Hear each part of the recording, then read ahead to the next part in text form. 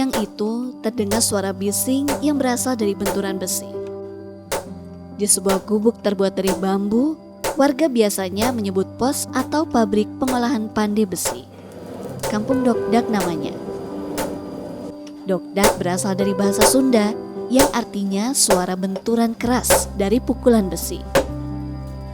Ya, kampung ini dijuluki warga Kampung Dokdak karena hampir semua warga di Dusun Ciwahangan, Desa Barekbe, Kabupaten Ciamis ini menggantungkan hidupnya dari pembuatan perkakas.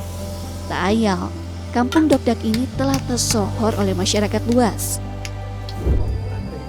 Sedikitnya ada 42 pos atau pabrik tempat menempah besi baja ini. Satu pos terdiri dari 3 orang. Mereka membagi tugasnya. Ada yang bertugas membakar, ada juga yang membentuk besi hingga finishing menjadi perkakas. Ada beragam perkakas yang dihasilkan warga di sini, di antaranya sabit, parang, pisau hingga golok. Aktivitas pembuatan pandai besi ini ternyata sudah puluhan tahun. Keahliannya warga dapatkan dari warisan turun-temurun leluhurnya. Pembuatannya pun masih menggunakan cara tradisional. Hal ini mereka pertahankan karena dinilai kaya akan makna untuk terus mempertahankan budaya leluhur. Kalau saya mah barusan sekitar 10 tahun, kurang lebih 42-an. Seperti parang, congkrang, pisau, bedog.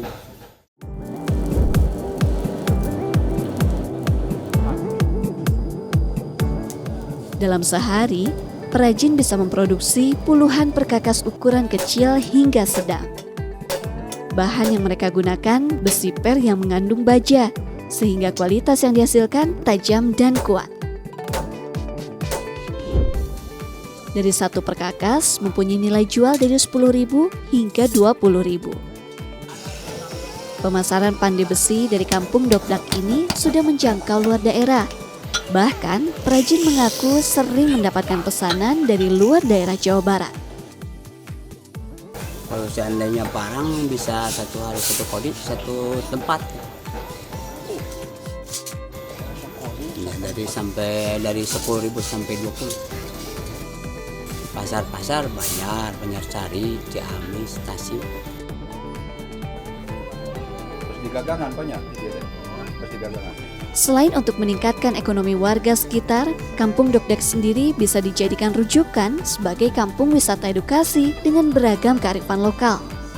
Bahkan tak jarang, Kampung Dokdak ini dikunjungi warga dari berbagai daerah untuk melihat proses pembuatan perkakas.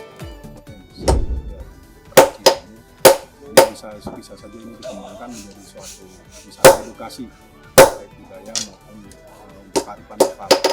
Sementara ini kan anak-anak sekolah mungkin tahu profesi pandai besi hanya dari buku. Kenapa tidak ini kita sinergiskan dengan pihak sekolah supaya bisa melihat proses pembuatan alat pertanian yang dijual di pasar itu dari mulai awal sampai selesainya.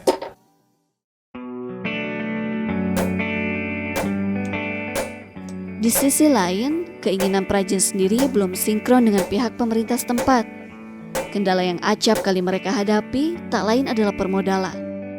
Sehingga besar harapan para perajin adanya sinergi pemerintah untuk bisa mengangkat potensi Kampung Dokdak ini. Yang dibutuhkan itu sebetulnya modalnya. Bukan sulit, tapi kan sementara itu bukan sulit permodalan. Kan kalau seandainya modalnya dari bank kan bunga, uangnya sebelum lunas habis. Perajin pandai besi ini meminta pemerintah setempat agar bisa mengelola potensi yang dimiliki Kampung Dokdak untuk menetapkan nama produk agar bisa menjadi unggulan, mengangkat potensi asli dari Kabupaten Ciamis. Beberapa konsep dari pemerintah setempat telah dirancang agar ke depan bisa mengangkat Kampung Dokdak ini sebagai potensi desa dari segi wisata edukasi untuk masyarakat. Tentunya wisatawan nanti bisa melihat mulai dari penyiapan bahannya, kemudian proses membakar sampai membuatnya tadi, kalau tadi istilahnya pakai dokdak dengan suaranya yang dokdak tadi, atau dengan proses pembentukan yang bukan ini kan bentukannya benar-benar memerlukan keahlian, memerlukan keterampilan tangan.